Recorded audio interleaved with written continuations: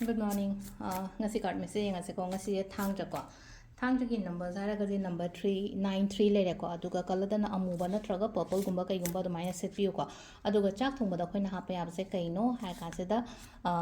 kai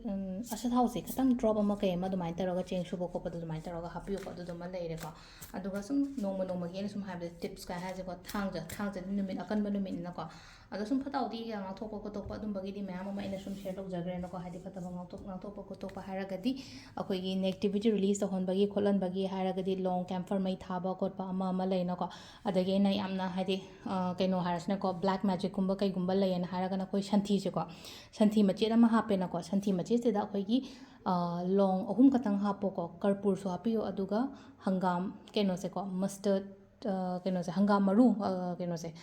hangam maru amuba nataba hangam maru hangapan gumba kai gumba si khitang hapaga ko nungda waram se numi changra kanda mai grong grong thara ko ai gi yum do loina mai othokpiyo ko aduma su bhai ko black magic natraga negativity natraga evil eye se yam kalle kaina ga haraga ti ko aduduma ga tobi be ko aduga amana ko soul cleansing hara soul cleansing aina haraga di akhoi gi kaino se ko soul cleansing se kamaina no ha ga iru jaba matamda natraga akhoi gi white tebe matamda rock salt gumba khitang happy bodo aduga main door maya da su ko अखोगी likely की कनोमदा likely की glass अमदा थुम खतंग हापगसु थंबियो दुम हादि corner अमदा पदार गुंबा कई गुंबा सुम लेबसु याविना को side अमदम थमोबा हादि इ ma'am चंगभम सिदा को चंगभम सिदा ngसागी फताउदि दो चंग तनबगी दमकता बिलीफ ने को सिसना को अदुगा अमना को हादि ब्लैक टर्मलिन गा सेलेनाइट का सु थंबियो युमदा यारगदि को सीबसु याई थमसु याई को हादि नेगेटिविटी गुंबा कई गुंबा सुम मैम से ngathoknabagi damakta अदुगा लास्ट ओइना numbers and has ko 444 ko 444 se protection gi number ni ko 444 iyo haidi ko e gera khudang da e gera natraga akhoi gi 444 se iraga ai gi wallet ta hap ke so hapoba sai si se ko haidi 44 se iraga ai gi wallet ta kai da dmain ta roga hapa so ai ko nndi chathok chasin tawriba kholiba sugumba mayam se ko adu dum leire ko aduga hamda oi card hum ko tang thosrage aduga timing afaba so happy yenga se ko ngasi gena se leire ko ahanba mathakta thangat ke ko udra male basi da leire ani shuba se da leire ahum shuba se leire ko hadi first card second card and third card ko an ba khansira ani shuba khansira na traga ahum shuba khansira makhala se ko hadi first card khan bangai yenga se ngasi yona ko hadi first card khan bangai se kaino la ise leina ko hadi kai gno mingonda leina ko mingonda kai runo la luno नियम चुमना दुम चलो आई तौरीब थबक से लेना को हादि मी गिदमकता सु फतबा हाइरुनो खल्लुनो हाइना हारसि सम समना हारबदा मासु तोनि तोसनो let it be ना हारगा लेना को इट्स ओके को कछु कायदे मासु तोनि तोसनो केमता कायदे हादि माइसु मागी प्रोफेशन ने एसो एगी प्रोफेशन ने को अमाइ तरग हादि मिगोंदा काइरुनो मिगोंदा लालुनो अदु तारगदि याम फगनि को हादि मिगोंदा काइबा नत्रगा मी ना खतंग थवाइ नुंगाइतनबा खोतबा थबकुंबा कैगुंबा तौबिगनो को यारगदि को अनि शुभ खनबा येंगसे को अनि शुभ खनबा ngai लेना को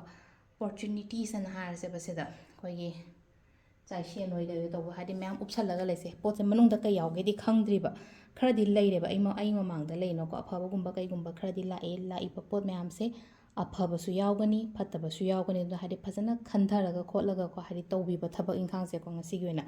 लास्ट ता अहुम सुबा को अहुम सुबा कारसना कइनो अहुम सुबा कारसना दाव यागनी ngasi gi numit se ko ngasi numit se daw यागनी चटलुबा खोलुबा मतम द लेना को आइना खनबा आइना निंगिबा आइना पामिबा खोलिबा मैम से लोइनमक फुलफिल ओइना लाकपदो माइन तरो को सिसिना अखोइ gi कइनो ओइना ओइरे को हादि नंबर अहुम खनबा ngai gi ओइना हारसे को अदुगा टाइमिंग एंड हारसे बा ngasi गना टाइमिंग अफबा से को अमसो हायाव उतरे ngасai इबगी पार्ट अमा याविना को अखोइना हादि व्हाइट पेपर अमदा ब्लैक ना नुंगाइतबा मैम दो लोइ इथोकसे सिमसु तौबिबे याइ को अदुमा लेरे को अदो अहमदा कइनो हारसने को